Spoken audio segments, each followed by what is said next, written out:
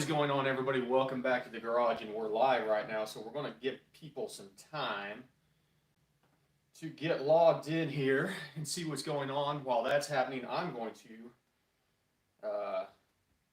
pull up the chat here so I can see what you guys are saying while this is happening. So I'm on my tuning, my transmission tuning laptop, which is slow. So give me a second. Let me get caught up here. So, see Zess here. What are you working on today, brother? First one here. Hey, David. So we got a lot going on with the Super as you guys know, and I got a big box here from Procharger. Still fitting the passenger side floor pan. Shall we open this thing up, see what's going on? And then we'll talk about some other stuff that's on the way involving the Super Auto. Good Lord. 25 pounds of jazz. What's up, B&Z? How are you and Hillary today?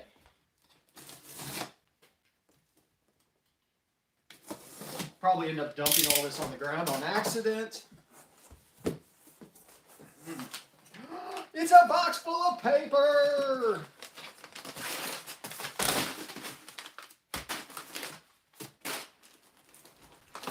Ugh. That should be it.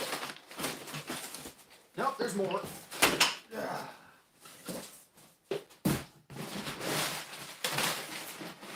I forgot about that part.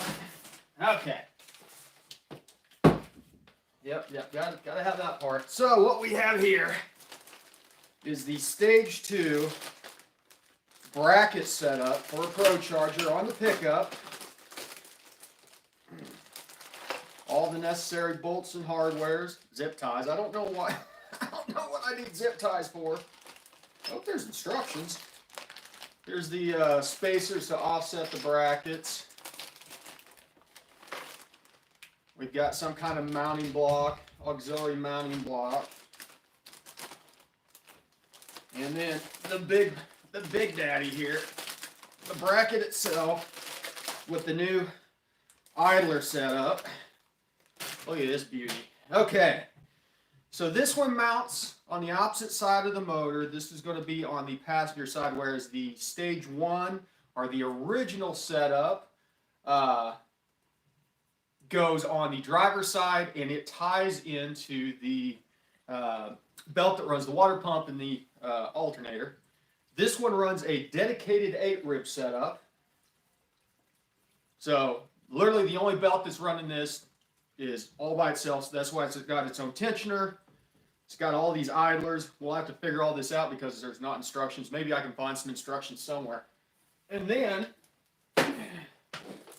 we have the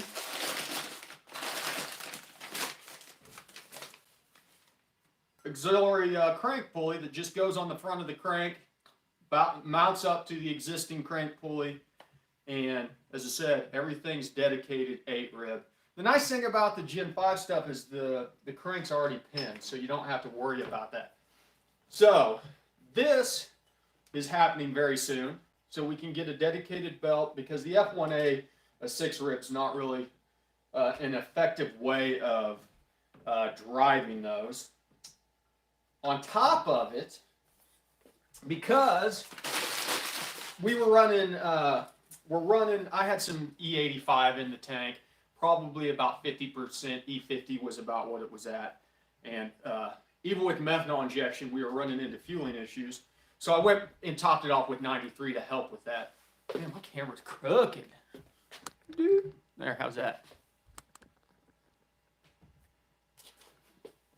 So with that being said, now we're going to end up doing a Holley high ram intake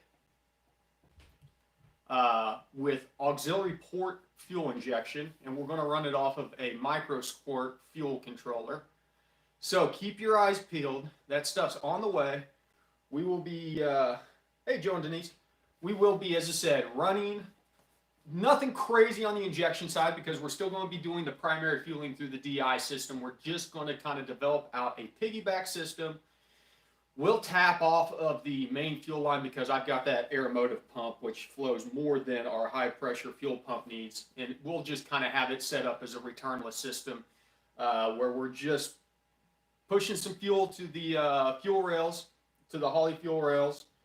And then with the MicroSquirt, we'll set it up where we'll just trigger fuel injection off of manifold pressure. So once we get up to, say, 3 psi or something like that, we'll have the port injectors come on in bank fire mode and give us some overhead. Hey, Ellery. So that is going to be happening very soon. So I have some videos on MAF tuning that I need to get posted and out, and I need to finish getting the methanol injection videos edited and posted out. Those will be coming in the coming days. So we will still be looking at some of that, but we're going to go through and do all of this stuff, the 8-rib setup, which means we'll have to redo all the ducting. We might convert over to air-to-water intercooler at that point in time. I'm not sure yet. We're just going to have to get the bracket mounted up and see what's going on there. Convert over to the 8-rib, get the high mount mounted up with the fuel injectors, get all the fuel line ran. And, of course, I'll do videos on all that stuff so you guys can kind of see what the plan is there. And then we'll go to town. It'll be interesting to see. We'll kind of do the same approach that we do with the methanol injection. We'll still leave the methanol injection on there because it's the chemical intercooling is amazing. But we won't be as dependent on methanol injection to make up for the lack of fueling on the direct injection setup. Turn that off, sorry. So because of that, we might adjust the methanol injection ramp rates a little bit.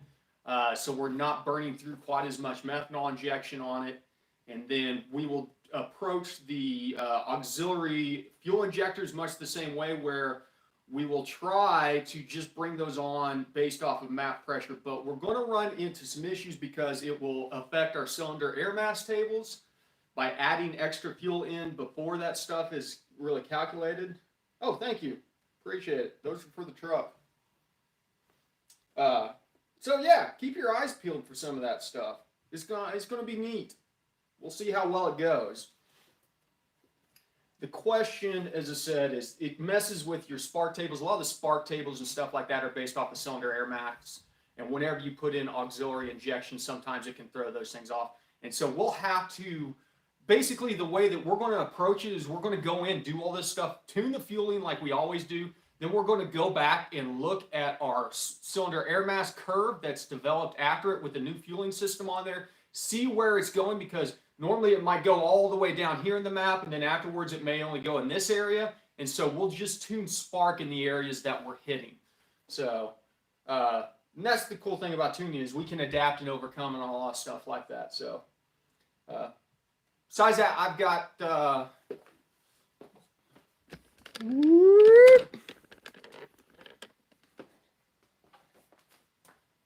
I got Project Country Club in the garage right now. I have got a third brake light to install. So now that I can get the top down, you couldn't get to the third brake light without putting the top down. Now that I can do that, and the crazy thing about it was, I wasn't thinking, I bought a whole bunch of clips, panel clips, because there was some broken ones for the liner for the trunk. And I went and installed them the other day, and then I realized I have to take them all back out. But, yeah. So somebody said, why do I prefer snow over alky? For one, I've played with the alky kits a little bit. I don't necessarily like the way the adjustability is set up on those. I like the snow stuff because you can set start points and end points on the ramp rate. The snow or the alky kits that I've messed with, you just got a knob and it's like 1 through 5, and you have to set things up on the back end for, like, if you're running it off of manifold air pressure. They can run off of mass airflow, which is interesting. I mean, I guess it's kind of the same thing, where you would be triggering off of the amount of air, just in a different way. But, if I were not sponsored by Snow, I would still recommend their products. So, and that I think goes a long ways. You know, that's the kit that I gave away Thursday. You know, I went out and purchased that myself, and the stinkers found out about it and refunded it. So thank you to those guys for roundabout donating that kit that we gave away Thursday. I wasn't going to ask. I was going to support those who support me, but I've been very happy with the snow kit. And I'll be anxious to see the guy that won the Stage 2 kit, how he likes it. Because it's a little bit more straightforward of an injection setup, you know. But, yeah, that's kind of what's going on right now. I mean, I was thinking about cracking open a cold beer. It's 1:30, so I think it's time that we could crack open a cold beer. It's cold, so I'm not going to necessarily get out. I got to do some trans tuning on this thing. The transmission, I had some parameters set up weird. Dude, I know, super slow. They're awesome. They've just been great in every aspect, and the feedback and stuff, and working with those guys has been great. So the trans tune in this, I had some parameters for wide open throttle shifting set up wrong. So it was shifting into first at 45 miles an hour, which was not good. So I've got to go through and sort out those shift parameters. I did get the tap shift set up, as I said, so that works nice, and I got it back into the digital dash, which is nice. You know, I've got gears 1 through 5 on there, but I'm pretty sure this transmission's not gonna hold it up. Hey, Mark H, bye, Mark H.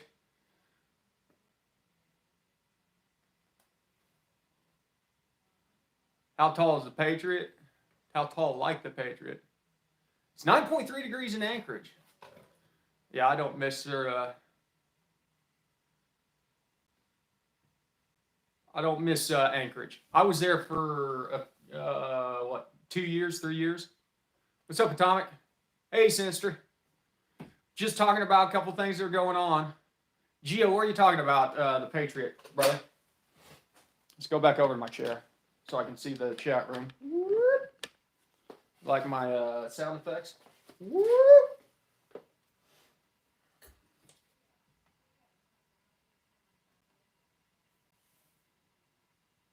How do y'all like? Oh, it's a Gladiator. Geo, love it. Absolutely love it. This is my 4th Jeep. I had 3 JKs. And this is, what do they call these? A JT or whatever for the trucks. This is my favorite Jeep I've had so far.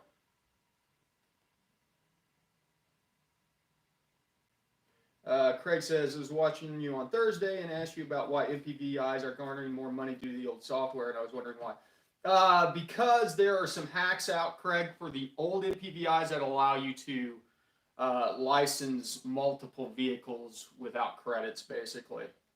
And so that is why HP Tuners pushed out the MPVI 2 with the unfinished feature sets, and that's why the MPVI 2s kind of suck. Where am I from again, Hillary? Well, I'm from Oklahoma. I live in Pittsburgh, though. What up, Steven? Yeah. So it's cold dead hands.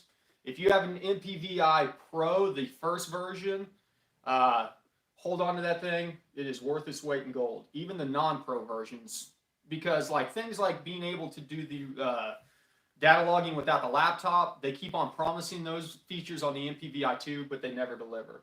And so right now, that $200 or $250 Pro feature setup basically just gets you the analog inputs. It's a total ripoff. I haven't followed up on that. I probably need to dive back in and look.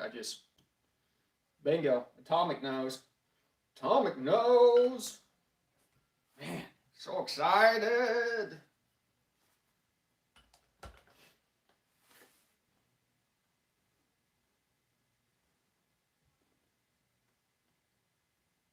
Oh, nice. I love a good leak.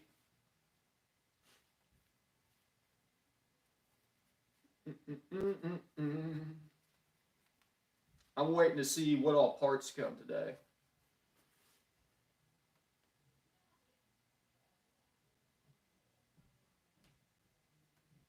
Steven, as I was saying, I don't know if you're in here, but I got the bracket plates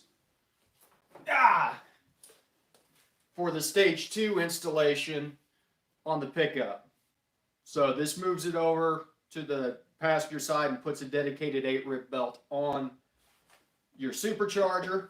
Whoop, whoop. So fast enough garage. Supposedly it is supposed to respond faster than the X series. Well, I tell you what, Atomic, it should be a nice built bracket. This thing cost $1,000.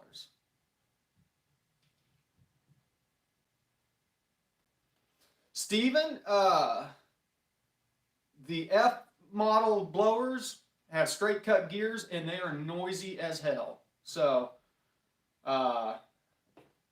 go back and look at the startup video that I did a couple weeks ago. That thing has constant blower whine. Oh, nice. Yeah, I need to do some valve train stuff. I probably should have bought a cam package instead of all this other stuff. Like I spent a grand on this setup, and then I just spent another $1,300 on the Holley high ram with the fuel rails and the MicroSquirt and all the fuel line and stuff like that to hook all that stuff up. I'm honestly hoping that I can use the injectors that were on the factory XLR injectors on there to save a little money, because they will flow. I think they're 36 pound per hour injectors, which is more than enough. Dude, it makes a huge difference, Gio. If you're on a naturally aspirated vehicle, there's no reason to be commanding 0.8 PE. So, you know. Awesome. Oh, this thing's just, this is a chunk. Look at the thickness of this thing. And this other one, this like mounts as a standoff on the block and then goes somewhere. I don't know. Thick. Bingo. Bingo, bango, bongo. Oh, hold on a second. Ah! It may sound like it's heavy, but it's not heavy.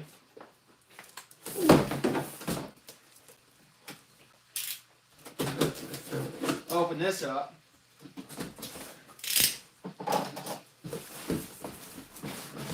I've got my new methanol mixing jug, so I can mix my water and methanol blend here.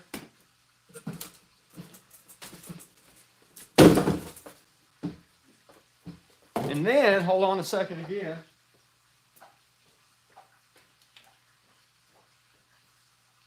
Oh.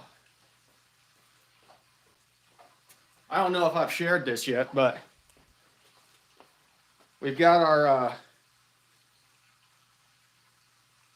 other nitrous bottle painted up finally. Woo. Light's kind of ruining it.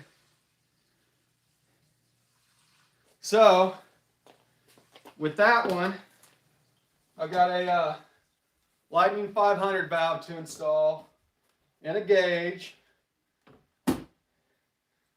So I might get around to doing that today. I got to pull the other one off and get it ready. Yeah, get the bottle chilled down and filled up. So I'm pretty happy with how it turned out.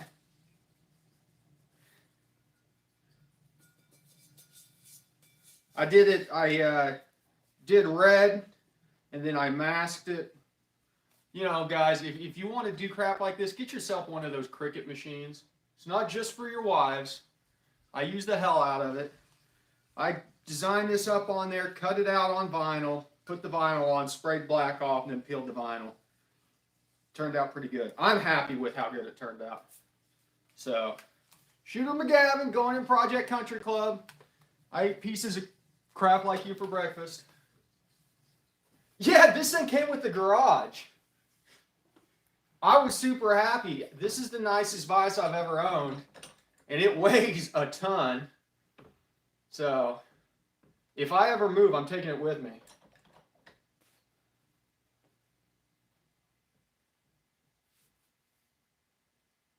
Nice.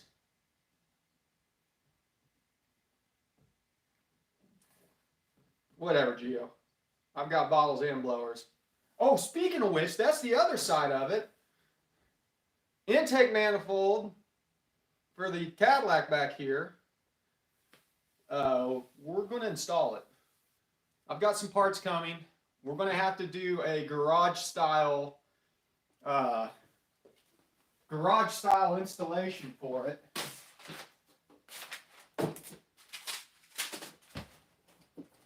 Oh God, this is the heaviest intake manifold I've ever bought. Ah. Oh goodness. Yeah. So we're going to install the old intake manifold on Project Country Club after all, and it is going to be totally backwoods, Oklahoma redneck style installation. So there you go, Geo. There's my intake manifold. Say it's better to be blown than bottle fed. What if you're blown and bottle fed?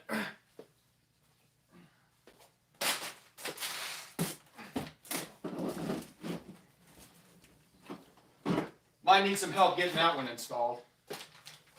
Woo! It'll be interesting to see. It'll be interesting to see. Yeah. We've got it. Why not install it?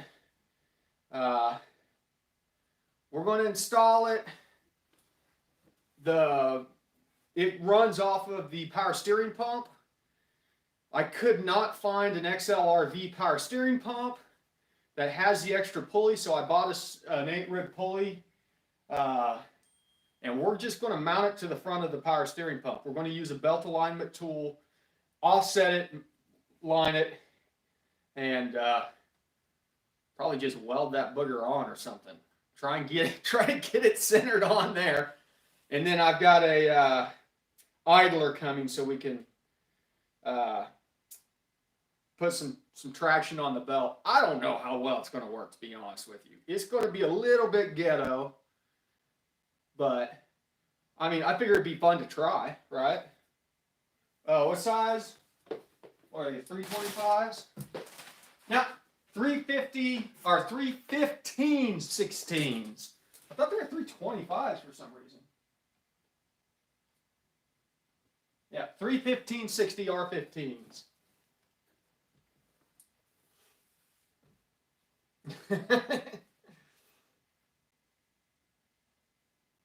I haven't blown it up yet, though whenever I get on it hard, some weird smells come out. I need to do an oil change on it. I've checked the oil a couple times, and it doesn't leak. Smells a little, I don't know. I do not know. And I don't think that thing will fit underneath the hood, to be honest with you. So,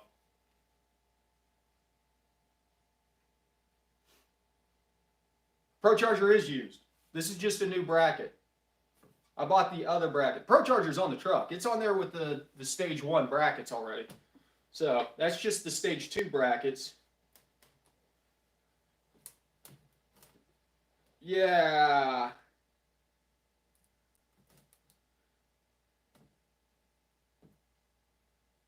Hoods are cheap enough that I'll cut this one up. I don't care. That's one of the parts on XLRs that tend to be cheaper. It's just the headlights and taillights that are expensive. And anything having to do with the top. How much does what cost used? Head unit or brackets? Probably not going to find the brackets used, really. Granted, I'm about to have one for sale. Head units, they can go from 1500 to, depends on which one you're looking at. You can get P1SC for 1500 usually. P1SC1 maybe, then it's going to be over $2,000 for a D1SC. And then you're looking at 2500 and up beyond that for a used unit based on how many miles.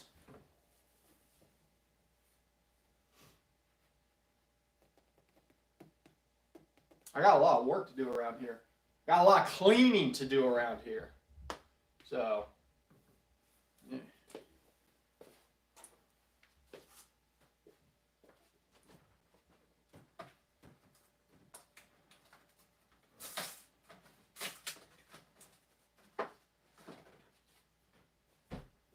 I'm going to start off by hydrating today.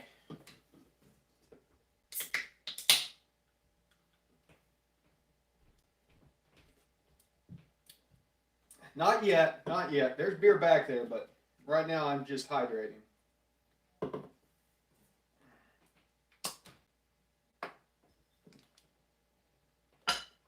Well,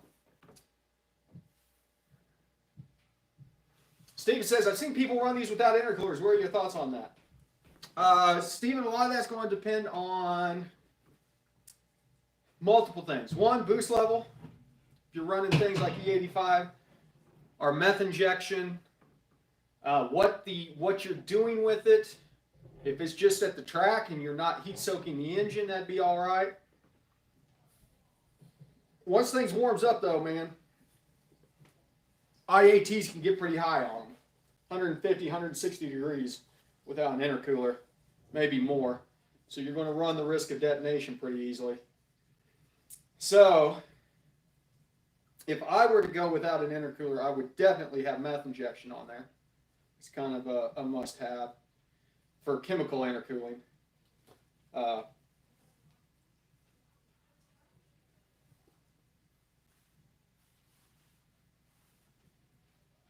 Yeah, I mean, if you're running without meth, you can definitely run it without an intercooler.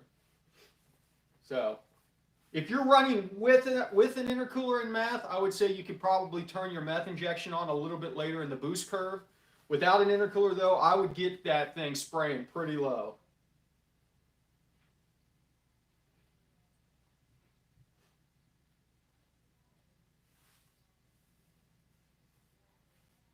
Nice. What'd you go with, Zero?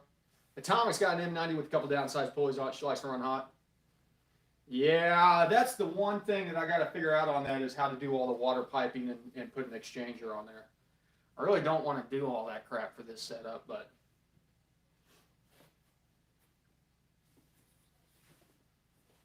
I mean, I guess I could crack the thing open and take the heat exchangers out and just put meth injection on it. What do you guys think about that?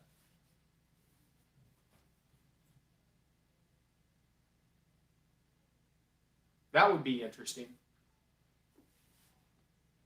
Just drill and tap the top side and just spray meth straight into it.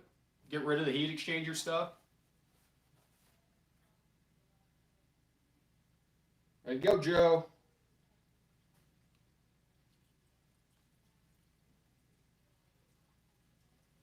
Woo! Zero. Can't wait to see those.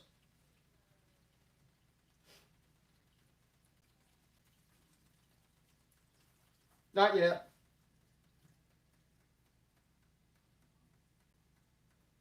Greg, you would have to use your credits unless they use. It's tied to the unit itself. If you can get your tuner to use your interface with your credits, that's the preferred way. Well, Lynn, if we're spraying enough methanol into the thing, we'll cool it right back down. Dude, I love the XR4 TIs, Brandon.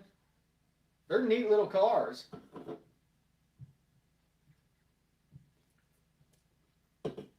Very neat little cars.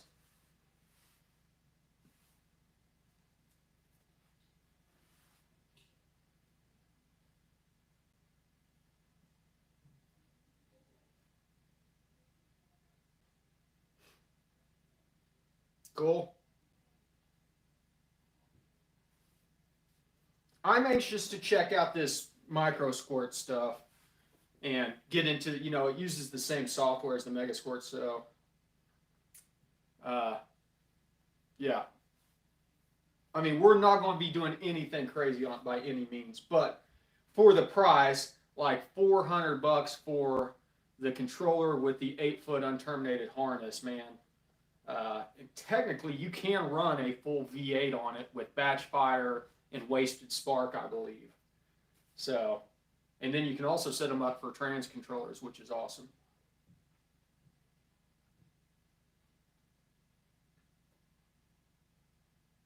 Yeah, exactly. There's some options. We'll talk about options. I'm thinking if we do this though, let's just do it the most goat rope backyard garage hack job possible. I mean, we're not trying to win any fashion shows here.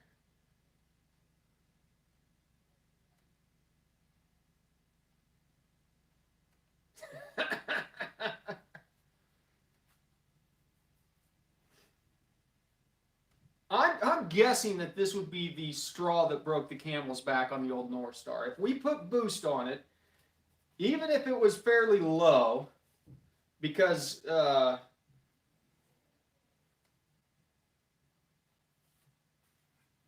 even if it was fairly low, I mean, we've got a 150 shot that we could instantly spray into it to make sure it drops something. Steven, you can compound anything. You're just pushing air from one device to another.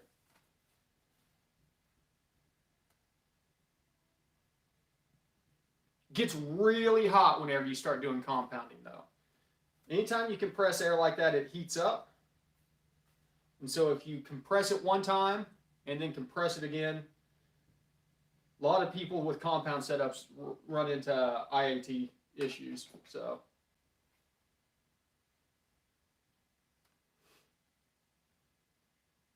Zero, I don't know. I'm no expert in nitrous.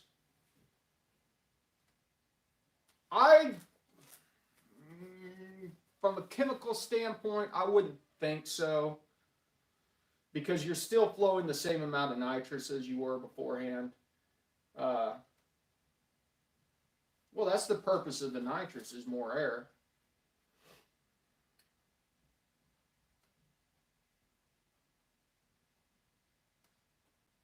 Yeah, the front-wheel drive ones are a nightmare. This one's, it's got the Corvette engine bay. There's quite a bit. That's interesting. I guess we'll just have to find out.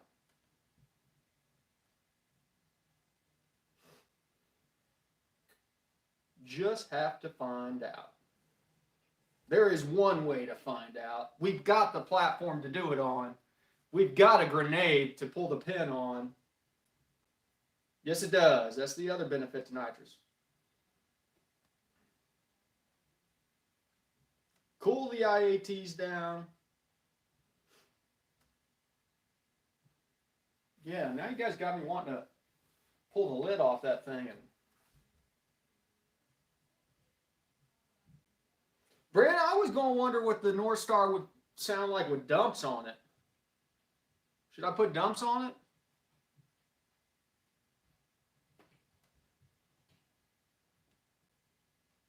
Just do some turn downs? Cherry bombs with turn downs? I've ran that on the truck before. It is rowdy.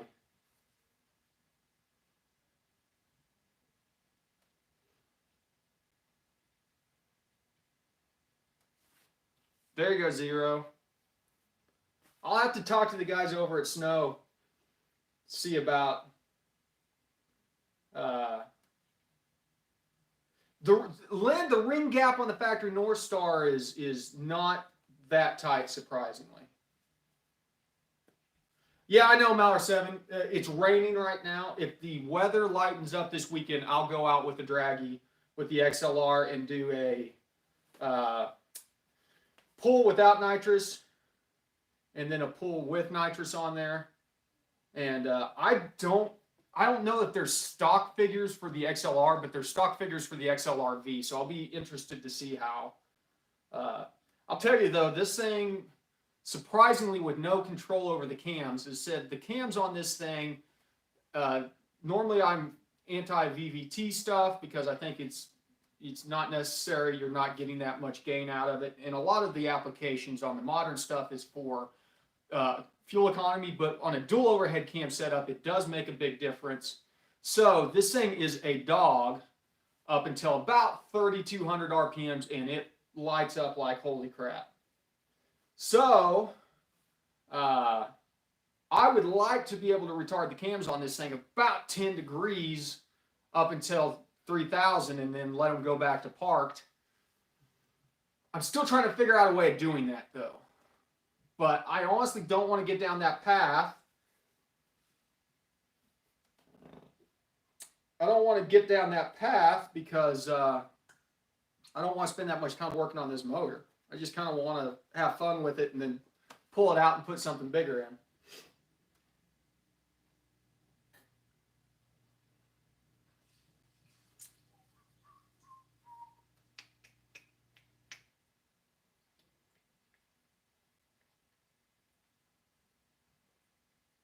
Yeah. Yeah. Lynn, and honest, I don't know.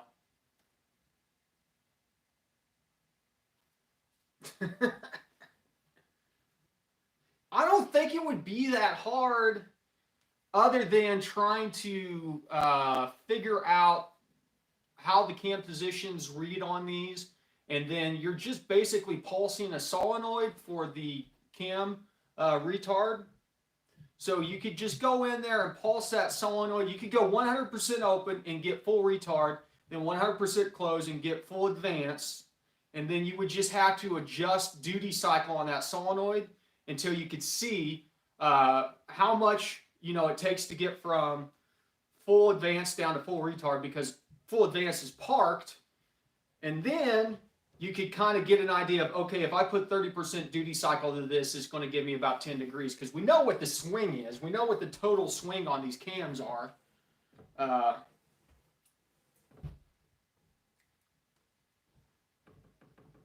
Now, I'll be honest with you.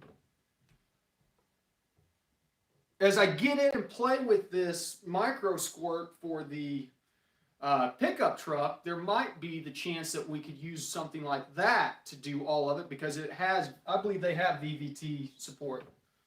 Gio, we're not putting an LS in the Caddy. Everybody puts LSs in these things. LS2s, LS3s, LSAs, we're not going that route. We're going to do something that's never been done on this car.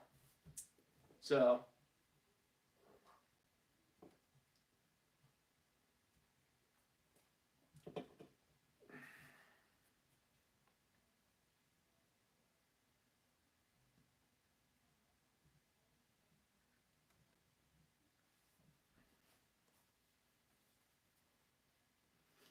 yeah, Lynn, that's when this one comes on, man. By 3,500, it's going. And so the nice thing with having the custom transmission controller, though, I can really adjust these shift points to keep it in the RPM band, just spot on. Nope, not a coyote swap. I'll give you a hint.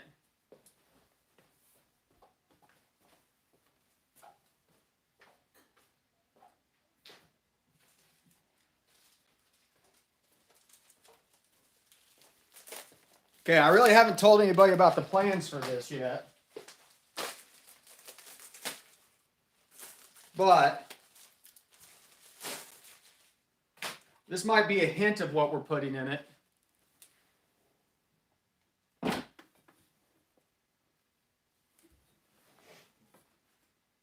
Just take that in.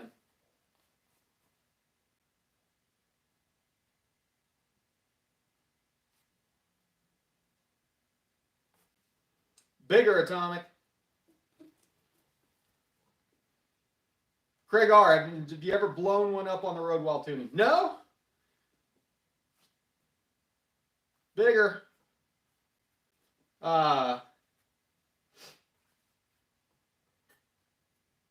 Never blown one up. I've had some things go into limp mode. Not quite that big. We'll probably do a 511 stroker, is what I'm thinking.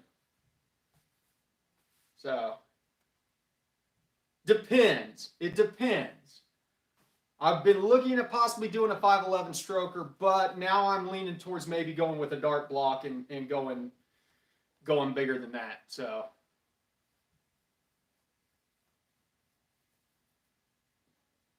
I think it would be interesting to have something in the 500 to 600 cubic inch range in this thing.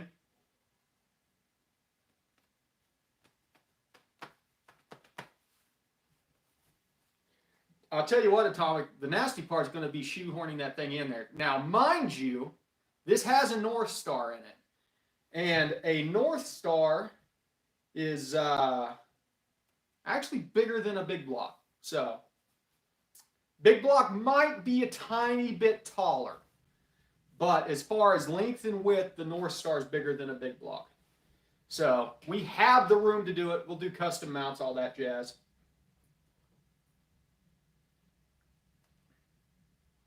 I would like to get a machine block in here and do a series on doing a block build up. So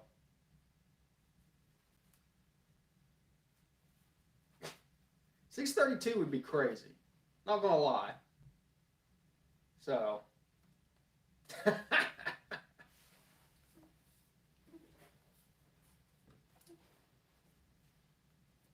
we're just going to kind of see what's going on. We're just going to kind of see what's going on. I'm game planning and I'm getting an idea. I want to use a probably hard enough that other stuff are going to break, Atomic. I think I want to use the Dart Gen 7 block that has all the provisions for cam and crank timing, all that stuff. Basically set it up like a Gen 3 motor and run it off the Holly with fuel injection, high ram intake, things like that. So I want to get it set up so we can easily transition it over to maybe a Procharger. This is going to be a long, drawn-out process. My guess, this will be a winter project whenever we start that.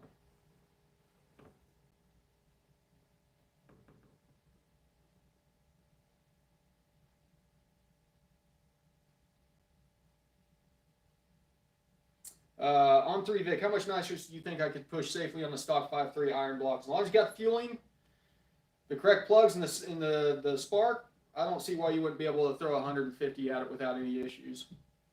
You could go out to 200, I'm sure, but it might get a little sketchy out to 200.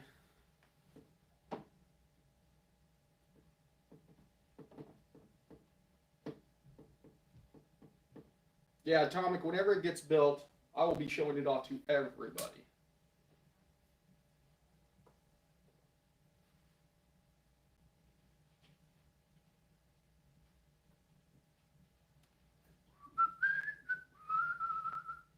How long have we been on here? About 42 minutes. Should probably wrap it up and get some stuff done, huh?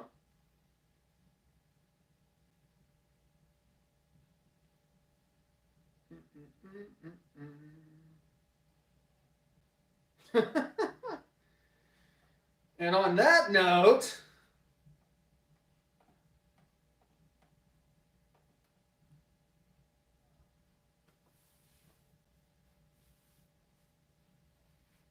I'd probably go with a different trans. If you have the option of going to a different trans, I'd probably steer away from the 4L60.